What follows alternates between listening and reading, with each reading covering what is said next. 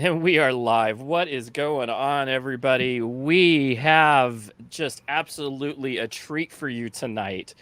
Absolutely amazing music producer, bassist, engineer, educator. Worked with, I can't imagine, you've worked with Willie Nelson, seven Oh or eight wow. other people that we love. We've had South for the Winter on, somebody he's actually produced. And if you can go check him out on SoundCloud, we have him on tonight. His name is Matt Leigh. What's going on? Hey guys, What's up, thanks for Matt? having me. This is so fun. I love this show. We Yeah, have, thanks for being with us. yeah, totally. And we've had a blast doing this show. It's been just absolutely fun. We've enjoyed, yeah, what a blast. This is episode, I think we're on episode 16. It's crazy. It says 17 on the thing. Is it 17? Am I just even doing that wrong? Holy I don't moly, know. 17. I'm All right. giving an extra week. Let's do the 17 17. full weeks of us doing and having really awesome times with musicians. This is a blast. Thank you so much for coming on, Matt. We appreciate everybody else who's been coming on. Below, you're going to see a link. I want you guys all to click on this link later. But go check this link out. It has all of his SoundCloud music, and he has all the people that are probably the most recent people that he's been working with on SoundCloud. We have the South for the Winter folks on there. A couple really great tunes from them, and absolutely amazing other bands. I saw a gospel band in there. Absolutely loved it. It was really awesome. great. Yeah, great selection. So Matt, we're going to get to desserts. This is where we go. We're going to talk about desserts right now, and we're going to have some fun. So I'm going to tell you that I already know what Matt brought, and I think he's beat everybody tonight. But let's go ahead and see what Matt has brought for desserts tonight. We got the competition. Had to go with my favorite. This is tiramisu from a local Italian bakery. So I kind of went all out. A chance to eat some dessert while getting interviewed. How often? There you go. So I splurged. I splurged a little bit tonight. There you go. That's awesome. Yeah, tiramisu is so good. That is like one of my favorite Italian desserts ever. Yes, absolutely. I'm just gonna jump in here because I already know that he made amazing stuff, and I'm just gonna go that I didn't. I just went with Rice Krispie treats, but with something extra that I'm gonna say that's gonna take me over the top because it flies kind of into your mouth. It is a bomb pop. It's not only a bomb pop. I'm going to tell you that we found these bomb pops that have things that look like seeds in them. They're candy with seeds in them, and it just fell on my lap. It didn't fly very far. Okay, well, that's the end of that. It was a bomb pop. It has seeds in it, and it just completely melted into my lap. This is live, guys. This is not pre-recorded. Yeah, that's right. This is live. He's dropping bomb pops here. Dropping bombs. Dropping the bombs. So my friend James, what do you got, buddy? I got some homemade brownies. You can't beat some homemade brownies as well. Oh, homemade brownies. Homemade brownies. There you go. Homemade brownies. See, and you know what the thing about him is they're not just like homemade brownies from a box that I try to make. They're like homemade brownies with the flour and the stuff. Went out and cut the chocolate down himself, you know. That's right. Travel to Columbia. They're just chocolate. They're just chocolate cocoa.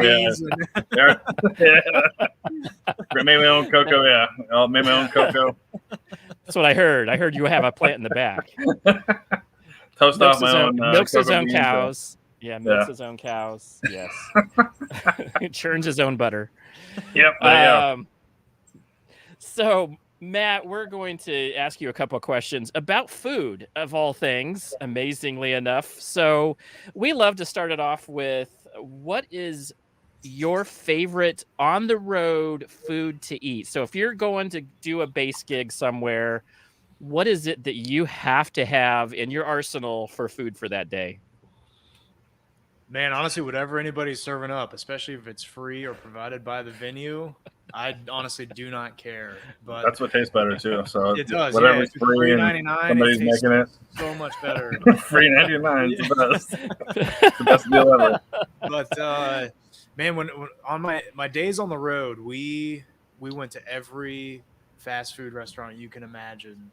And I'm not gonna lie, guilty pleasure for me is a Big Mac from McDonald's. Yeah. It gets me every time. I know it's bad for me. I know I'm not supposed to eat it, but I could go for a Big Mac just about any day of the week. So I don't do that very often, but when we were on the road, that was always a treat when McDonald's ended up becoming the place that we'd stop at. I will say that I have kids, and then we just overdid Big Macs because of the fact that they were like, I want Happy Meals. So I was like, oh yeah, let's have. And then I was like on this dilemma, and this is our dilemma. Were Big Macs better and McDonald's better in the 70s and 80s than they were now? And I think that they were. I think as a kid, I think that there was something better about the food back then. And I don't know what it was. Maybe it's just I'm old now and have. Because then, like, you're being introduced, your mind and your soul is being introduced to McDonald's. Now it's just like, it's McDonald's. You know what I'm saying? Like, it's not as new anymore. When billions and billions have been served, it's not. That's right. Well, this is my interesting story. So we lived in England, and there was 2 McDonald's in England at the time, like 2 in London. And so when we went to London, that was our big treat. We'd go, we haven't had McDonald's in forever.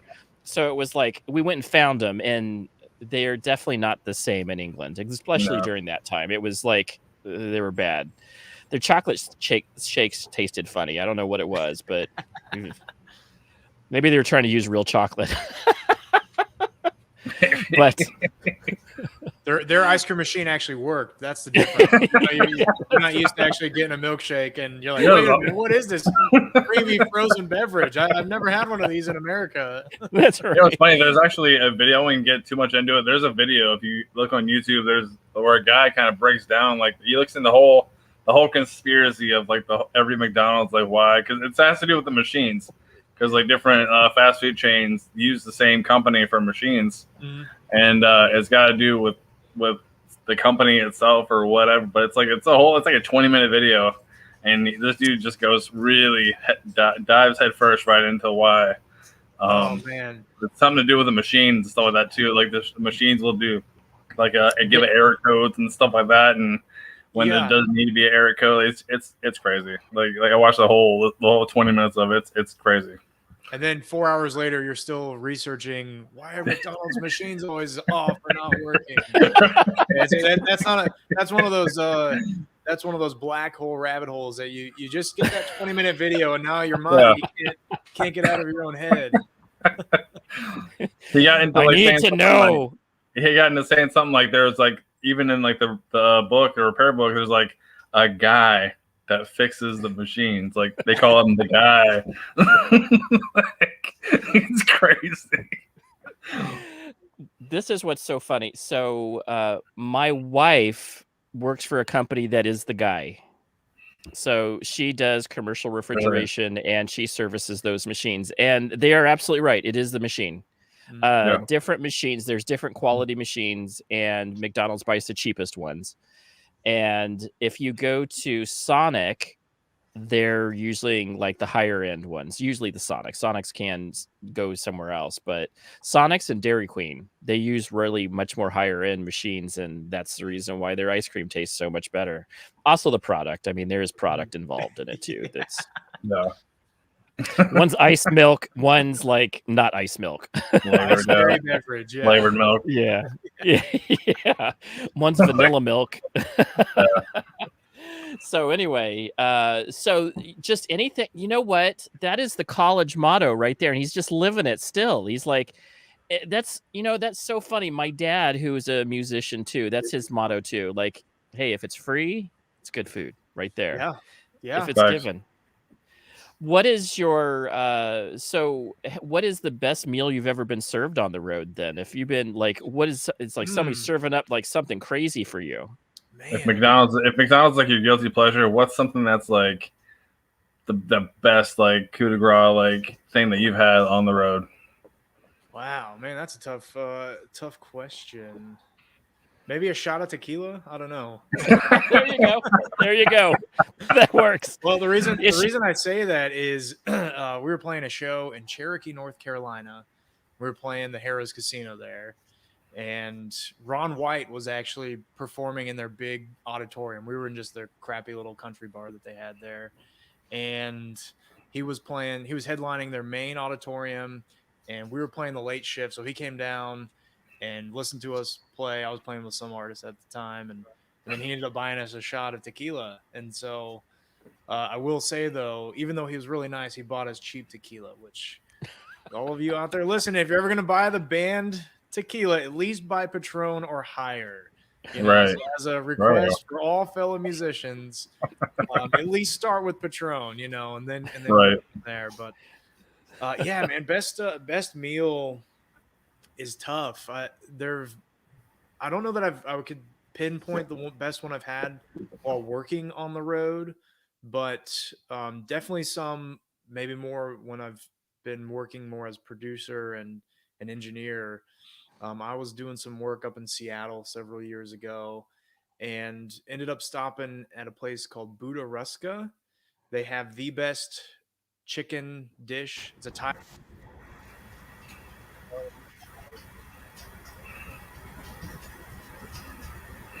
Down. Yeah. Other than that, I love sushi. So anytime I go to LA to work, I always stop off at Sugarfish. That's my favorite, probably my favorite place to eat.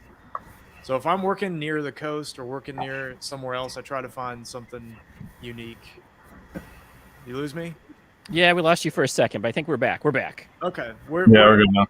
Where did you leave off, or where did you the Buddha, and then we said something about Thai food. I think Buddha it was Thai Ruska. food. Yeah, Buddha Ruska in Seattle. They have this chicken dish. It's garlic, ginger, all kinds of good stuff, and it's one of the best chicken dishes I've ever eaten.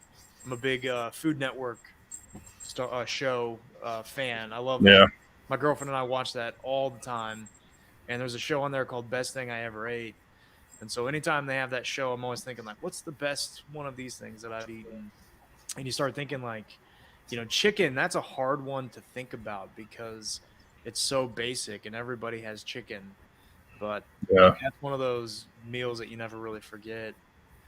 But like I was saying, I'm also a big sushi fan. So being here in Nashville, we have a couple places that are okay, but nothing like being on the coast, you know, places where you know they caught the fish that morning. Yeah, when you're close to the water, you're more like, okay, they got some good stuff. Yeah, you're a little bit more trusting too. It's like, are you sure this is actually, you know, what you say it is? Right. That's so true. That's so true. So you were doing work. Who were you doing work with in Seattle? You're allowed to say? Is it like yeah. I have a good friend who I was out visiting, drummer. And I'm going to forget his last name, of course. But a guy I used to work with here in Nashville, he moved out there with his girlfriend and went out to visit him and doing some work. And he was the one that actually introduced me to the place. But yeah, it was That's great. Cool. Yeah, that's cool, man. That's cool. What was your first the first band you worked with? Like the name of like how'd you meet the first band that you ever got with? If you can remember that far back, or how long have you been doing it like altogether? Yeah, so the very first band I ever worked with was actually my own, and it was one I was 19 years old and got a bunch of my friends that I had played with all through high school and everything else, and wrote all these songs, and we went into the studio, and I ended up basically paying for the sessions, so I got to be the producer. That's usually how it works. If you're the one fronting the money, you get to be producer. Hey, there you go. That was a band called Cruise Control. So our music's still out there. It's a jazz fusion project. Nice. And that was the first one. But the first band that I wasn't a part of was here in Nashville. It was a group called the Japanese Cowboys, which is awesome. Nobody was in the band was Japanese or a cowboy. So it was very, very random. But but I met a couple really great musicians in that group who I still work with to this day. And, you know, that was definitely an interesting experience, but all really great people. And then, you know, cool music. And we had a really good time. And what kind of music was it? They were a rock band.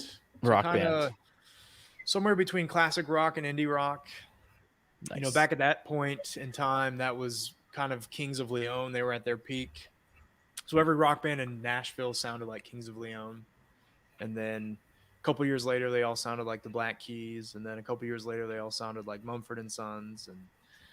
And you know, it tends to happen. But that's the thing that's interesting, and that's something about music, and that's something about human nature. I think that I think about is that how, like, you think about glam rock. Why was glam rock so big? Is because somebody made kind of glam rock happen, and then everybody else kind of went on. Like Motley Crue, where did they come from? What was the thing that kicked it all off? And you know, you start going back, and you're like, oh, that's that group. It was like, oh, Kiss kind of kicked it off, and then other people started going. Everybody in LA was looking for another band like, you know, Motley Crue, and then there's LA Guns came in, and then you have all these other Guns N' Roses show up out of nowhere, and then all of a sudden everybody's Seattle. No, we want Seattle bands. We all want everybody looks like grunge rock, and then you go to new metal, and then you keep going indie rock. Now indie rock is like a total. That's completely changed. Like there's different versions of indie rock now. Oh yeah. Everything's been so compartmentalized that you really have to kind of go seeking out. You know, you really have to kind of know what you're looking for to seek out new work and new artists. And I'm kind of surprised there aren't more radio stations that have just an all around variety of all styles of music. You know, wouldn't it be great to have a radio station that played everything from country to rock to jazz to pop to, you know, it covers multiple decades.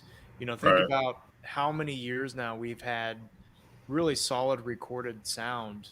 Really, if we want to go back to like when it's really, really great and really high quality, we'd go back probably the 1940s. That's what I was just going to say, big band. Yeah. And that's probably our starting point for high fidelity audio. But imagine a radio station that picked music from all different genres and all different eras. You know, that I think that would be really cool to have something like that.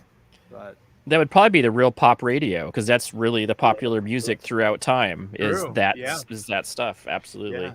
But there's so much music out there. You know, how do you pick and choose, and where do you go to find it? And that's the challenge. And it's a lot of it too, just by popularity. Like if somebody listens to it, or you know, if it's by request or whatever, if radio picks it up, it's like, and then the radio station is playing it over and over and over, along with other stuff that you hear on the regular radio, not even on like Spotify or anything like that.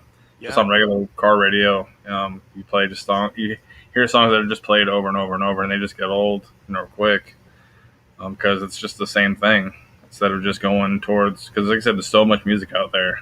Oh yeah. And with the radio is just, it's like a set of like 10 songs or whatever, 20 songs, and that's it.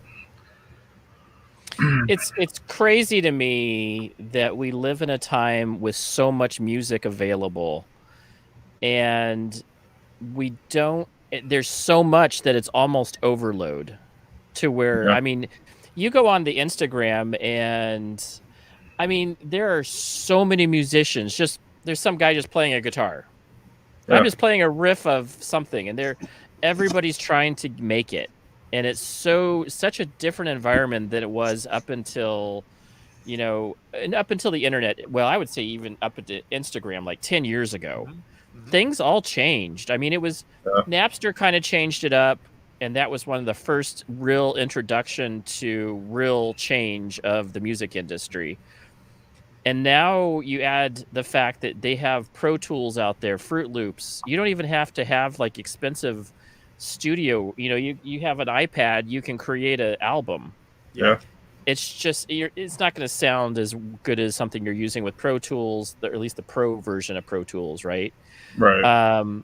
But you can still produce anything. Like Billie Eilish was sitting in her room with her brother, right? Doing some amazing stuff, and a lot of it it's all studio based. You know, she's really the product of really good music producing tools Mm-hmm. that are Yeah. available to anybody in their house. Mm-hmm. And so now you have this plethora of crazy, and it's hard to get made. I mean, I can't imagine being a musician trying to make it in this day and age because it's so hard. It's not the same way. The rules have all changed, and the money definitely isn't what it used to be. Mm-hmm. Well, especially like people, bands or musicians had to pay for studio time. Now you can just do it at home. Like you don't need, Well, that's go in the closet and put like buy a couple $100 microphone and some, from some foam and stuff like that to soundproof it, and you're good. but here's the thing, and this is why I want to talk to Matt. And but there's an art to what he does. So there's what people do with I just have some Pro Tools and stuff, right? Stuff. Then there is what Matt's doing, and you can distinctly tell that there is this art that goes into producing and engineering this music. Oh, absolutely. And you can tell the distinct difference in the way that when you listen to for those folks, go to his SoundCloud, you will hear the difference, not see the difference, hear the difference. Because you can hear how he mic'd it. You can hear how the ambient noises in the back and how he had to mic it in different places around his studio to pick up that quality of sound. And you can't do that from your house all the time. You have to know something. There's an even distribution of sound, where it's Absolutely. Yeah, that's where you can tell. Like I say, you can tell quality from where you're at. So that's what my question for you is, Matt. What is it that you're doing that is? I mean, your sound is amazing. What is it that got you into this? And then what is it that, I mean, you're a Grammy Award winner for a reason, because your sound quality is so amazing, and the way you're producing this, what goes into this? And then for people who don't know what goes into this, and then additionally, what is it that you're looking for when you're like, because a producer is pulling things out of a musician, or an engineer is pulling stuff out of a musician that sometimes they don't even realize they have. Right. So what is it that goes into your thought process? And then also, what is it that you're doing? Yeah, great question. And, one of the things I think is really interesting is 4 or 5 years ago, getting back to what you were saying about the Instagram world, is that nobody was really playing guitar or really doing anything, on YouTube or anything like that was focused on that. And there's been definitely a resurgence in the last couple of years of musician and focusing on the actual playing of instruments again, which I think is really awesome and really wonderful, because there was a point a few years ago where the number one thing that kids wanted to be when they grew up was a YouTube star.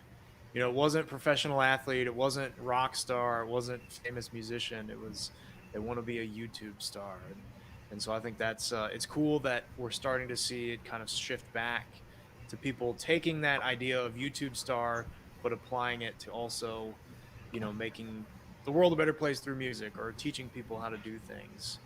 But that kind of takes me back to when I was a kid. I started playing guitar when I was 14 years old, 13 years old, something like that. And once I got a taste of it, it's like, I know that this is what I want to do with my life. I want to play music. And I didn't really find out I wanted to make music and be on the other side of the glass till a few years later. But once I had that taste of being in a recording studio, and, you have really long days sometimes, you're there for 12, 14, 16 hours, and you go home and you just feel like, well, you're completely exhausted because you're focusing that whole time. But you also, I'd never had a sense of accomplishment like I had that very first time, leaving the studio after a super long day. And to me, that was my calling. Is like, this is what I was put on this earth to do, was to make music, help other people make the best music that they can. And, I'm going to make it my life's career and my life's work to try to figure out, how do we make the best sounding record possible. And so I've been really fortunate to learn some of those things that make records sound amazing.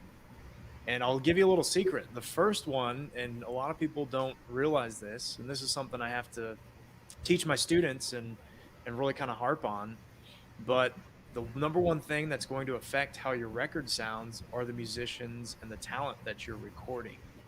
So there are other factors that are really important, but if you have people that don't know how to play their instruments, don't know how to sing or write crappy songs, then you're not going to it's not going to sound great at the end of the day or the end of the process.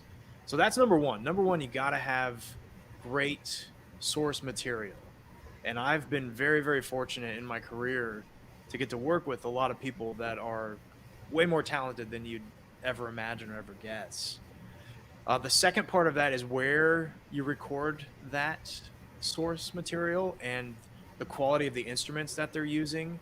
Those two factors also play a big role in how something's going to turn out. So you have to have great people and a great place with great instruments.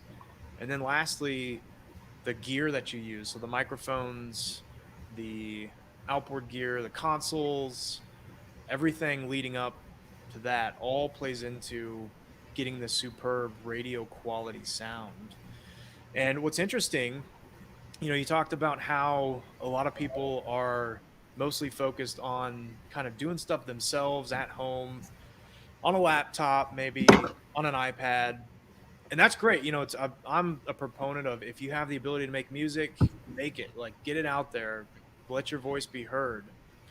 What we are finding, though, in the studio world is that a lot of artists who grew up with access to always be able to make the music at home or make it themselves are starting to say, no, we want to go actually and record it in a real studio that has this gear that, I certainly can't afford on my own, and some of these other musicians can't afford on their own.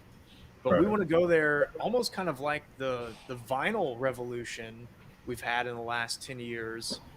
The idea of going and actually doing your album in a studio kind of has a novelty to it.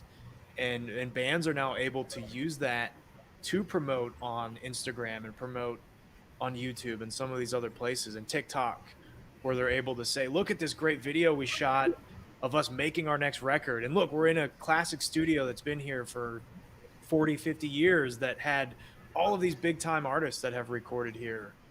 And so that's been really cool to kind of see a revival of recording studios coming back, and people really realizing, I'm not going to get that same quality of sound unless I'm in a space that was designed, built, and made for that particular purpose.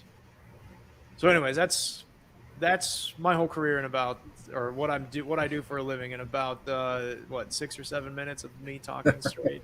I love it, man. I love it. Well, I was awesome. watching something on Studio City, and so I'm a big, huge Nirvana fan, and so was watching David Grohl's he did a thing on YouTube about Studio City and a lot of the history, kind of flashing through some of the memoirs of Studio City and how they kind of, made Nirvana happen, because of maybe it was the Nirvana too, but like what you said, it was the band and the quality of the studio that helped make that whole Nevermind happen. And Stevie Nicks and I think also Tom Petty worked at the Studio City, because if you went to those places, you'd be like, this is just a junk hole, this is a horrible place. But it's the quality of what they know what to do. They know how to produce the sound that you're looking for. Now, this is a question that they had, and this is what I've asked. Actually, I had a conversation with Jonathan last week about it, because he's an engineer as well. Mm-hmm. Analog or digital, what is your favorite to work with? Yes. Good answer. Honestly, good answer. I love both. I've never been somebody that's been bogged down by the gear. I will figure out a way to make whatever we have available. That's what my job is as an engineer. Now, I love turning knobs. I love analog gear. I love stuff that's old, and I love stuff that's new. But to me, at the end of the day, honestly, it doesn't really matter all that much. What I always tell people is the best microphone you have is the one that you own. So, we kind of get caught up in saying, well, if I just had this piece of gear, or if I just had, this preamp, or I just had this guitar. A lot of that is, well, pardon my French, but a lot of that's kind of bullshit. And so, you want to remember what we're doing here. We're trying to make music. But yeah, I mean, I love having analog gear. I'm really fortunate to be able to work in a studio that has access to a lot of really great stuff. And if you have the ability and you have the funds and the means to be able to afford to go into a place that has a lot of analog gear, highly recommend it and use it. If you go to a studio and the engineer is like, oh, we're not using any of this stuff today, tell them to stop whatever they're doing and start plugging stuff in, because you're paying all that money to go spend in a studio to have access to those great pieces of gear. So if you have it, use it. That's usually my motto. It's also, I think that you can have a great studio, but also the producer that is looking at it and getting the sounds and being able to do something with the music that was created. So pre-production is what you're talking about. Make sure you're at the right studio. But post-production, what is it when you're doing post-production stuff? What is it you're looking for? What is it you're trying to, what things are you listening for definitively to start creating the sound that you're going to produce to be able to sell to other folks and get them out, that, helping them create the best sound for their band? Yeah, that's a great question. One of the things for me, the way, because I always get the question, how do you know when something's done? How do you know when something's finished? And it's tough because you do kind of battle well, what if we just add this, or what if we just change this, or what if we make this different? And a lot of it starts with the band and a conversation, or the artist. And as a producer, my job is to ensure that the vision of that artist for that particular project, it's to ensure that we achieve that.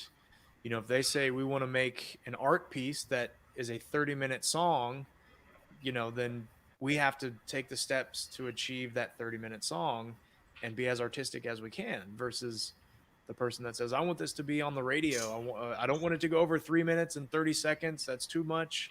And I want this to sound as pop as it possibly can. So you have to take all those things. You have to have those really serious conversations into consideration. And then my job is constantly checking, are we hitting that mark? Are we achieving these sounds that we set out to achieve? And then lastly, I have a really good friend who works in live sound. He's a really prominent mixer. He worked with Joe Bonamassa and worked for a big Oprah show up in Chicago and did all these huge things. And he always says, he's like, well, I mix for me. I mix and I produce so that I am hearing what I want to hear. And I think that's so true. I think the best producers and engineers and mixers and artists, I think they make music that they want to hear themselves. And they're fortunate when other people also want to listen to that. So for me, when I get done working on a song, I listen to it from top to bottom. And if I don't immediately say, I want to go back and listen to that again, I keep working on it. So I get to that point where I say, man, that was really cool. Let's play it again. And then I do that again. Let's play it again. Right. So if I've become a fan of the song, I know at this point that I need to trust my instincts and know that that's good and that we've achieved that vision. And so when it's done is when I'm saying, this song is rocking my socks off, or this song, I'm going to be the biggest proponent of this song now, maybe even more than the artist, because I love it. I love what I've done here. I would listen to this a million times in a row and still want to listen to it again. Right. That's awesome. And what I noticed really about a lot of the songs, I could hear the crispness in the guitar. Yeah. I could hear the drum. It sounds like there's nothing that it sounds like the drum that they played. It doesn't sound like something that you added a bunch of stuff to make it digitally sound different. I hear reverb I heard some good reverb in there on some of the songs that you had in there. Um, and so I knew that you knew when to turn it off and when to turn it on. It wasn't like left on reverb. You had it like in some choruses. You had a couple times where you added the reverb to help kind of add to the chorus a little bit. And I absolutely love that. Is it mic placement, or is getting that crisp sound, or is it just knowing how to put the mics in a certain way for a certain instrument?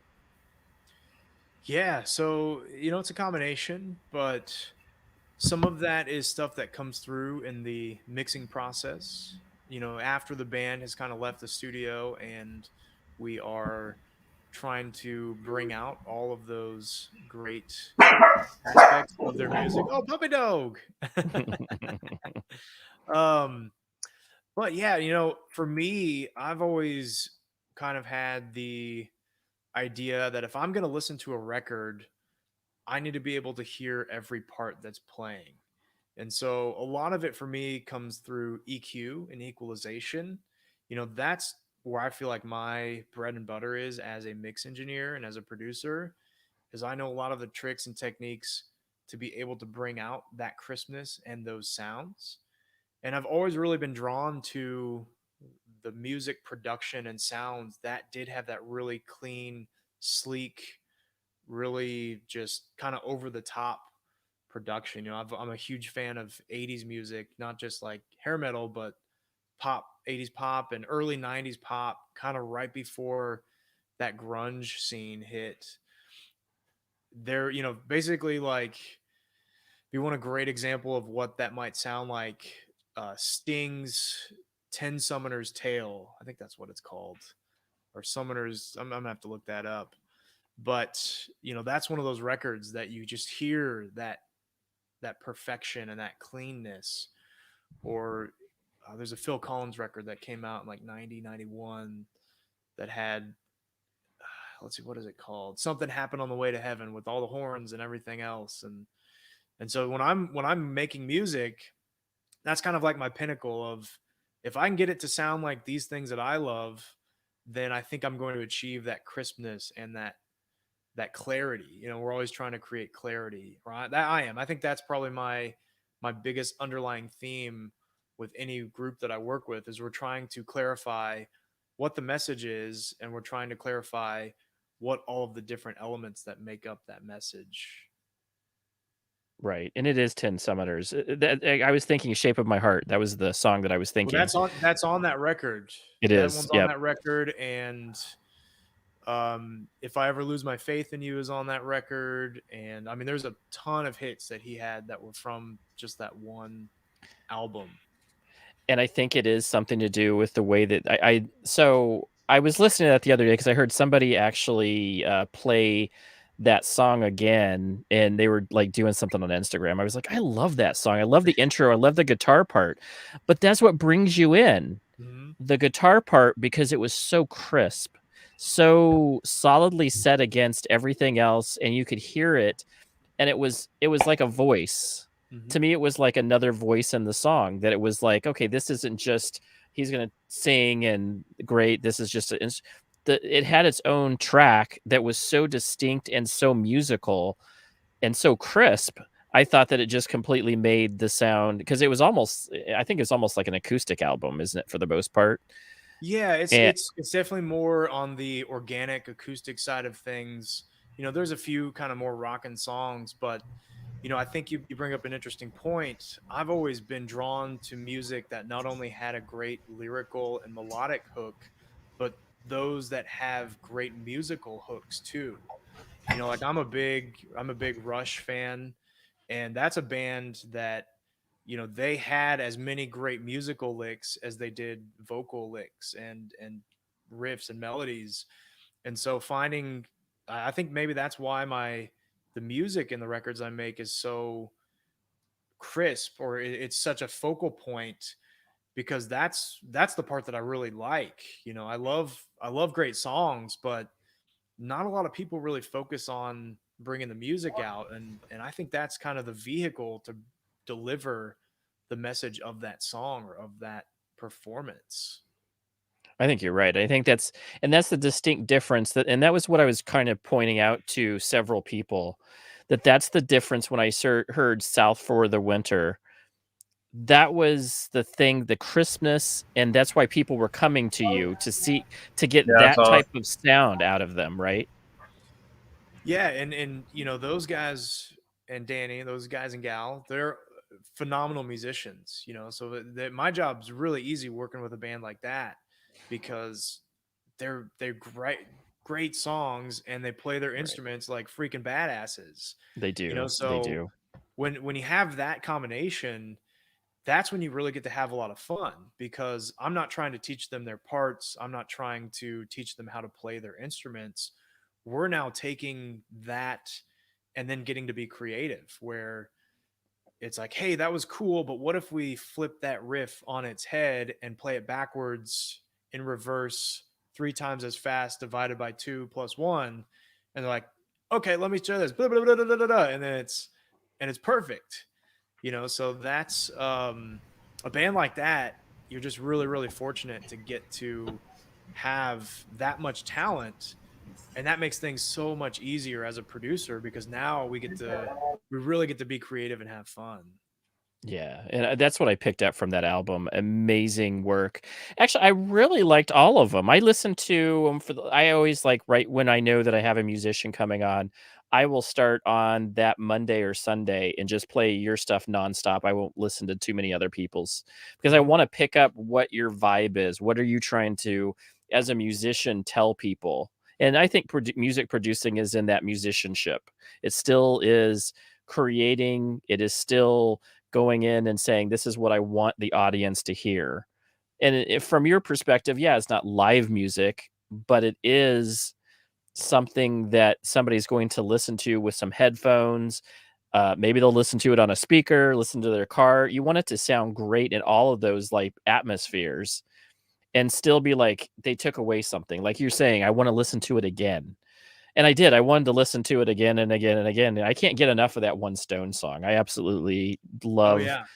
Yeah, that's one of my favorite songs from them, and I could tell that you have that presence in all of your songs that I had listened to where there was just a really good, like I was saying, crisp.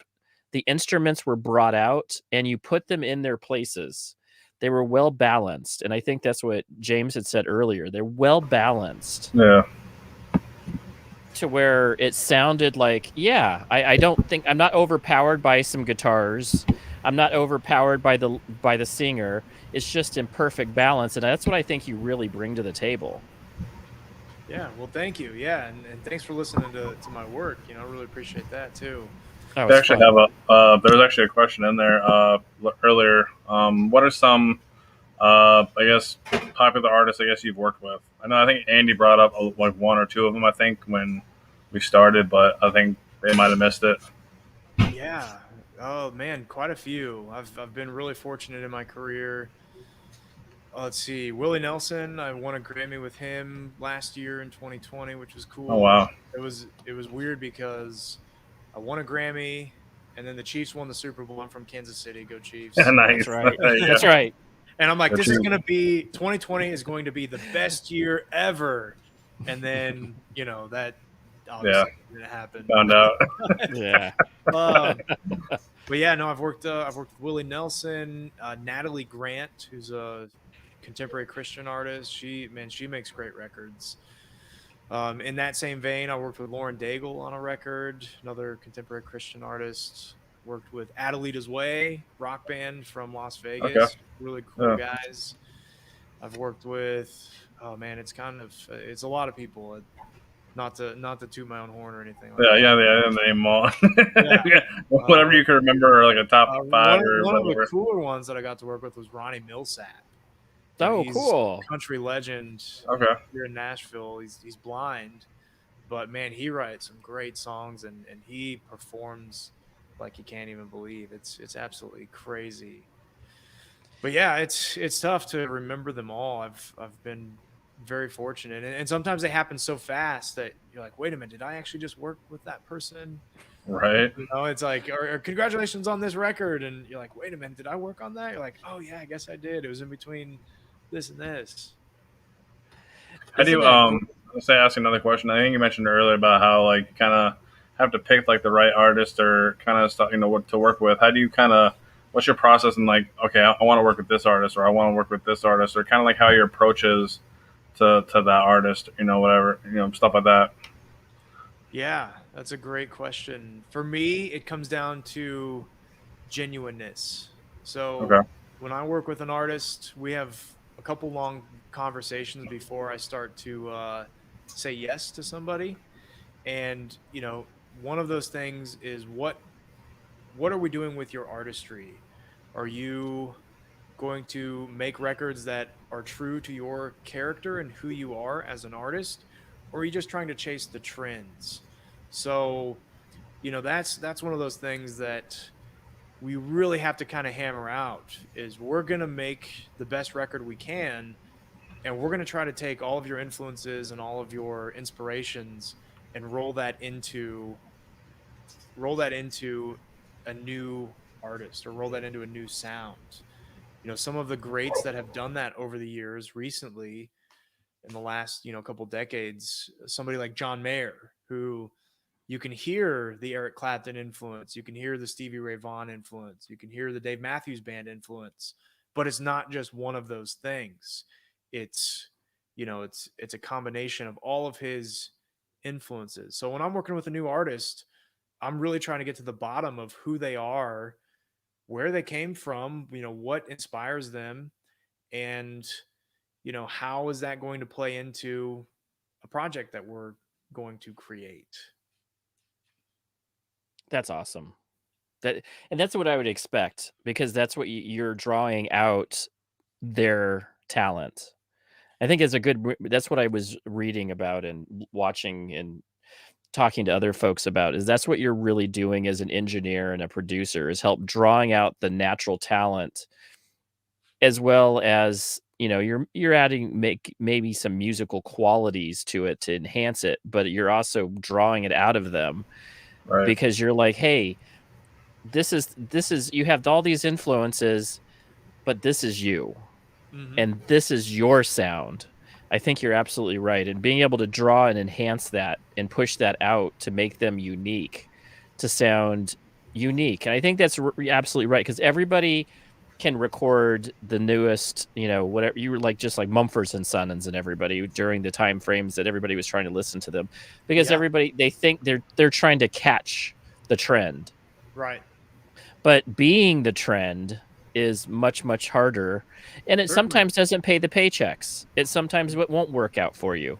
No. But at least it's uniquely who you are as an artist, and you can go away at the end of the day saying, I gave it all I had, and I didn't try to be something else that I'm not. Certainly. Yeah, and Mumford & Sons is a great example, because they were a band that was playing that style of music and that kind of sound long before they ever became popular. It wasn't like, oh, we're all of a sudden going to start playing fast bluegrass music and throw a few hand claps in here, and now we're the biggest band in the world. It's like, no, those guys were doing that stuff for many years before they ever became a household name.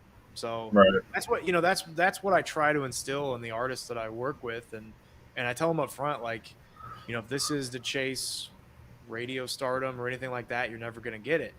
You've really got to make sure you know who you are, and I will help you find that person or find that artist and find that sound, but we can't be chasing the trends. So right. Speaking of sound and trends, Gary has a question. What is your opinion on autotune? I love it. The more auto-tune, the better. Yeah, let's use it. I can tell that was the answer. You know what? It's like anything else. It's a tool, and we can use it to make people sound better. We can use it to make people sound crazy. We can use it for creative purposes, and we can make bad people sound better than they are. It's a great thing to have, especially when budgets are small and you don't have the luxury of trying to get that vocal take 100 times in a day, or over the course of a whole week. It's like, well, we got it like 95% of the way there. Auto-tune's going to get us the last 5%. But I think like with anything, you know, it's you got to use it in moderation. Like this dessert that I'm going to eat tonight, you know, I can't be having tiramisu every night of the week and Or Big Macs. yeah, or Big Macs. Yeah, right. Exactly. Just I like know what that does. your favorite meal and your favorite dessert, moderation is always the key. And I think with there was another question I think a little bit up the way. I guess with the future, because you seem like you're still pretty young. I mean, you still got a long time. I mean, I don't think you're giving this up anytime soon. What are like some future artists that you want to would like to work with? Like, what are some good artists out there that that you're like, Yeah. oh, I really want to work with him or her. Well, just from a personal standpoint, I would love to work with the band Dream Theater. You know, Yeah, that'd be nice. I've been a fan of them. That would be nice.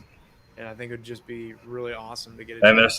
their sound is, man, yeah, that would be awesome. They're one of the few bands that, you know, has made a career without ever having any type of radio airplay or any kind. Yeah, very true.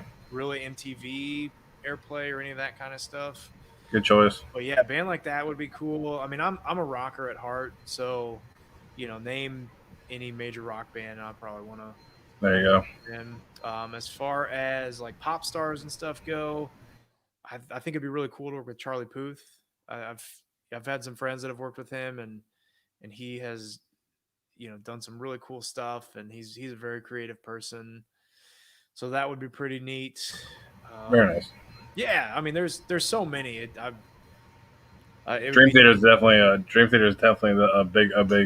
good choice right there, though. Yeah, yeah, that would be the dream. Like pinnacle. If I ever get the opportunity to do that, that would be, you know, nice. I don't need to work anymore because my life is complete.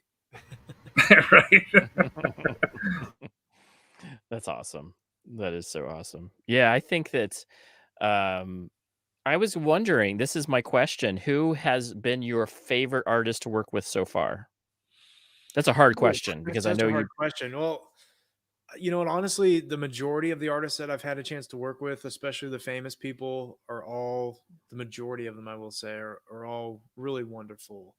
But let me tell you one of my favorite moments, because I think that's a little bit better. It might tell you a little bit more about kind of my background and stuff. But I was working at a studio, and we were working with the band Deep Purple. So, you know, talking about tasty licks, Smoke on the Water, that's usually the first tasty lick that anybody ever learns, myself included. Oh, yeah. And so we're working with Deep Purple, and, you know, we're kind of, I don't want to say freaking out, but trying to get mentally prepared, because these are literal rock stars that, you know, they've been around for 50 years, and they're coming into our studio to do their next record. And we're thinking, well, these guys are gonna, you know, they're gonna be divas. They're gonna require us to go to Whole Foods and Trader Joe's, and then we're gonna have to go to the grocery store, and they're gonna have all these dietary restrictions, and lunch is gonna take forever because we're gonna have to go to all these places. And they showed up, and every day they ate ham and cheese sandwiches, and Campbell's soup. And it's just such a weird disconnect of like, these are literal rock stars, and they are eating what I ate as a kid for lunch every day. But the reason I bring that up is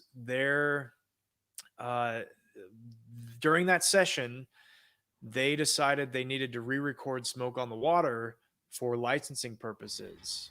And so sitting in the room when they played that song was like, holy crap, my 13-year-old self right now would never, ever, ever believe that you're sitting in the room with the band that led to you learning guitar. Right. You know, that these are the guys that you're hanging out with.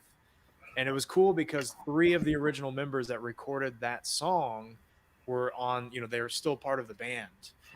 And then the other 2 guys that are in the band now, one of them is Don Airy, who is, you know, look him up. He is keyboard legendary royalty. I mean, he played with Rainbow and Ozzy Osbourne and Judas Priest and all of these huge, huge names. So he was there.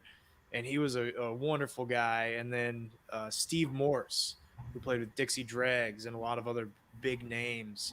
He's been their guitarist for over 20 years. So working with all those guys and getting to know them, and again getting to see Smoke on the Water be re-recorded, right? Be a part of that. Cool, nice. Cool experience. So that's probably been my favorite experience overall. But as far as people goes, there's been so many. I've been really blessed to get to work with a lot. Another one that I learned a lot from, probably the one I learned the most from, is Keb Mo, who's a big modern blues artist. He was kind of the first artist that took me under his wing when I first moved to town many years ago, and just taught me a lot about life, more about music in the couple years that I worked with him than I did in the 15 years prior to that, studying and learning and trying to know as much as I could. But yeah, there's so many. I've been really fortunate to learn from top producers and engineers and artists. That's awesome. It's so hard to choose. Well, you live in the right town for it too. I Oh, mean, yeah. Nashville's amazing. I've heard nothing but amazing things about Nashville. Is just like LA, it used to be just a country music mecca, but now it's just music mecca. Mm-hmm. That, and LA is kind of I think it's more. I've actually been told that LA is kind of losing its luster, and people are moving more back into Nashville, Austin, doing more of that stuff in those areas than ever have been. And I love the fact that musicianship is showing up and wanting to do gigs and have fun, and record. Yeah, and Nashville's kind of its own beast because it's the only place where the focus is only music. You take a place like LA, you're contending with the movie industry and the film industry. Right. And you go to a place like New York, you're contending with the theater industry. So I think that's what makes Nashville very unique, is that it's literally just music here. Now it's live music and studio music, but everybody here is focused on playing it or creating it. And there's really no other place in the world that's exactly like it, which I think that's why it draws a lot of people here. And, recently the reason it draws a lot of people is because it's kind of the sexy hip spot, and it's a little bit cheaper than a couple of those other places we mentioned. Yeah. But that's changing. It's getting very, very expensive here. It's gotten more expensive. That's what Nicole was telling me. Yeah. Nicole's told me that. She said, because James, he's so James is Nicole's. Is my boy. I love James. And I love James Nicole is a good too. Dude. Both those two they have a special place in my heart. Yeah, good people, very good people. But James is a studio guy, as you know, and he was telling me that it's just crazy. Like the population exploded in the last few years, and the prices of everything have gone up since. It's been absolutely nuts. Yeah, and it's been like the last 10 years that they said that it's just been. They only moved. I think they moved there maybe 4 or 5 years ago. I don't think they've been in Nashville that long, but they're planning to move back to LA, I think, at some point, because they're just like done with Nashville because it's just turned into crazy land. Yeah. It's gotten like that just in the last couple years, honestly. Like it's always been growing a lot since I've lived here, but really just the last 2 to 3 years, it has just exploded. The floodgates have opened. Which you would think, okay, so why? But then a lot more. I think what you alluded to was musicianship is coming back. It's not just digital artists trying to make stuff. It's people who have some skill sets coming together to collaborate, because there's something to say about that. Collaboration in the same city is amazing, because if you can go and grab, hey, I heard that JoJo can go play the bass, and you can just grab him within an hour or couple hours and be able to grab a good musician out of the woodwork to collaborate with you on your album. That's amazing. And that's when really good music starts happening. You can't really do that as easy over the web. You can't just grab a musician out of nowhere and try to play a gig with them over the internet. But being able to grab some really great talent together and collaborate at, late at night. That happens in person. I think it really does, and I think there's something to be said about it. Yeah, certainly. I think, proximity is a big harbor of creativity. And, I think a lot of the best records right now are using a combination of live musicians and some of the digital stuff. They're starting out in the live world, and then they are kind of moving and enhancing it with digital, or vice versa. They might be starting it in digital and enhancing it with real instrumentation and real people. But yeah, and it's definitely a really cool landscape right now. And then you start adding in all the Dolby Atmos stuff that's popping up, and all the surround sound mixing and spatial audio that Apple has, signed on to in the last year. All of that, we're now back in kind of a wild west of audio and of production. There's a lot of really cool things that are happening, that there's going to be a lot of really interesting developments as far as production and mixing, and kind of more of the creation of records as that takes place. What is spatial audio? Explain to anybody out there that doesn't understand what that is and what it's bringing to the table. Yeah, so it's basically surround sound audio, but not just like your normal, hey, I have 5 speakers set up. It's literally supposed to feel like it's surrounding you 360 degrees. Any of you that have ever gone to see a movie at a Dolby Atmos licensed theater, that's one of the things you can go see now, is a movie that's been mixed in Atmos. And that is one of the true immersive audio experiences, is going to see something like Star Wars in Dolby Atmos. And I think they actually used something else, because I think, George Lucas and Dolby had a falling out or whatever. But bad example. But any big action, maybe Marvel might be a better, any Marvel movie or Disney. I guess Star Wars is Disney. Anyways, yeah, deep rabbit hole again. Yeah, conspiracy theories, right? So it's basically like you're sitting in the middle of the symphony orchestra, or if you were watching your favorite band, it's like you're right up there on stage with everybody surrounding you. And so a lot of these great records that have been made over the years are starting to get remixed again in this new format that will completely change how people listen to music and how they kind of experience music. And it'll be interesting to see if it catches on, but also becomes the next thing, because there have been a lot of formats like this that have come out, and they had a lot of oomph behind them, a lot of people that were really excited, and then they kind of fell flat.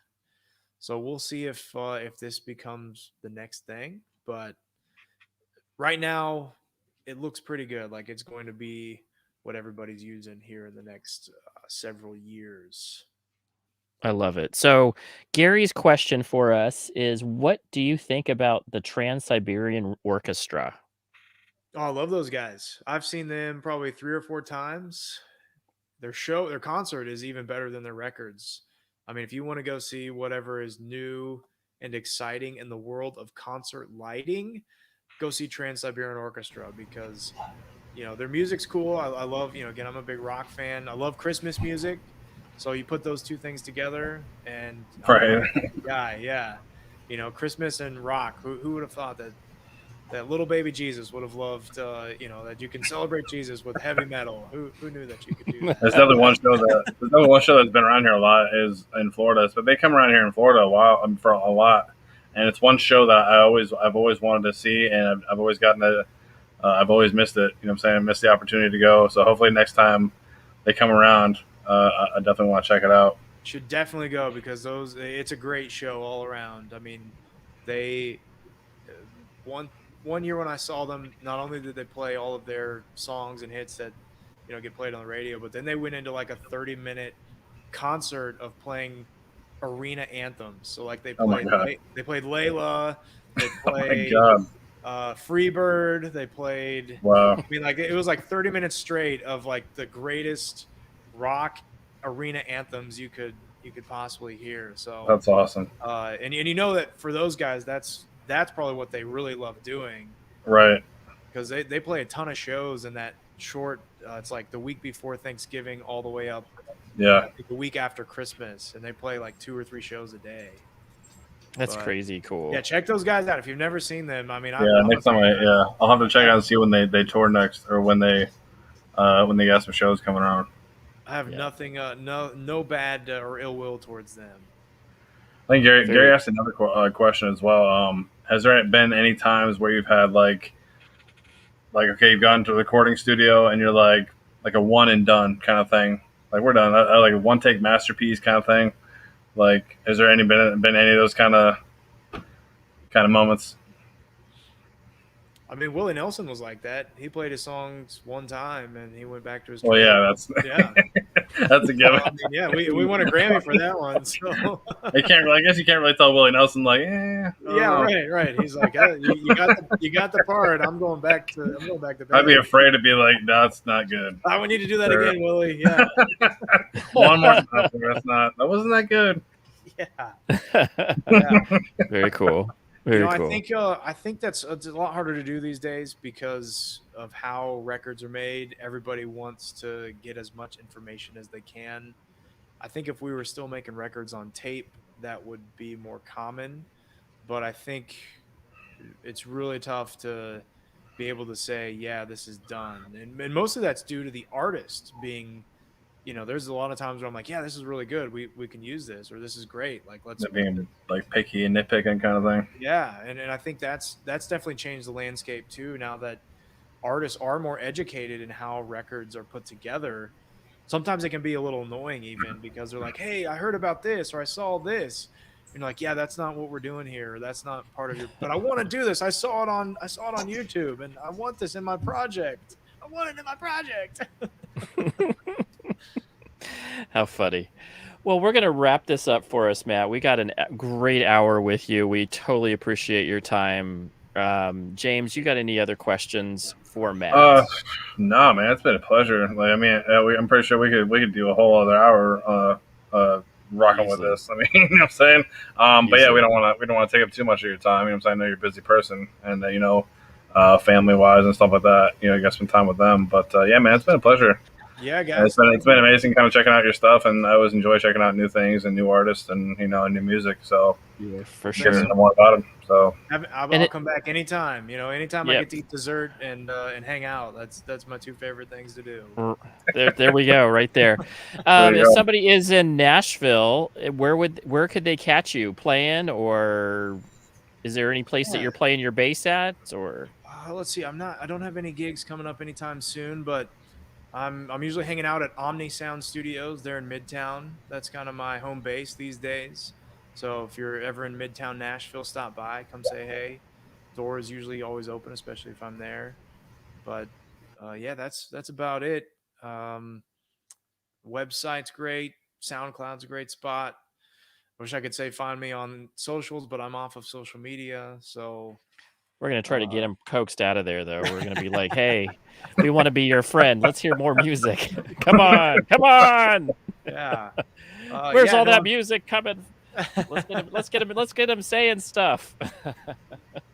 Well, yeah, you'll Awesome, probably find me at the bar. Honestly, go to the Patterson House. That's a great spot.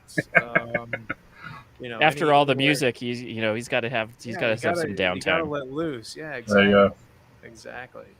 Right on, Matt. Absolutely. Well, awesome. This has been a total blast. Anything last thing you would like to tell anybody, inspire anybody? What would you like your last words on our show to be tonight? Let's see, man. This is Putting you on the spot. This is saying that my best friend out and now he's in Monterey, California, but we kind of came up together back when I was living in San Diego, actually, of all places. And, we'd always get down like, oh, man, we're not making the kind of progress that we want. We're not really getting where we want to be. It's taking longer than we want it to take. But we'd always have a saying, just keep doing what you're doing, because if you keep showing up and you keep coming back, and you force people to tell you no, or you force people to get rid of you or any of that stuff, a lot of the reasons people don't succeed in something is because they give up too early. So I think the best advice I can give is just keep doing what you're doing, keep showing up, and great things will happen.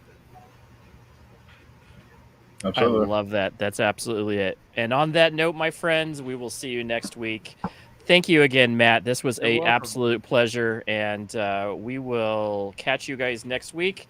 Another great artist is coming in, and you guys will have to wait and just look out for the Instagram posts and marketing stuff that we're going to show you. It's got some awesome times with us yet again. We will catch up next Thursday, and we got some big stuff going on in the background, so just letting you know, we are going and cooking, and we're going to be doing some major changes here in the next couple of weeks. So some things will be changing, and we look forward to you guys joining us on this journey. We'll talk to you guys soon. Rock on.